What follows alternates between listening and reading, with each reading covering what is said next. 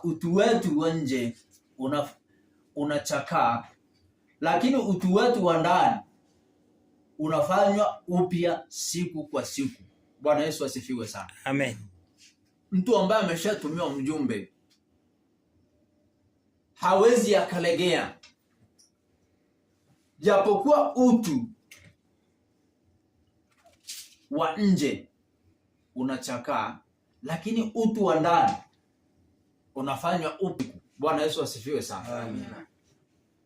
Yawezekana ni kuchoka, umechoka, labda mwili wako umechoka mpaka umebaki mfupa, mpaka hata wenzako wanakuangalia, wanakubandika majina mbalimbali ambayo ya msingi.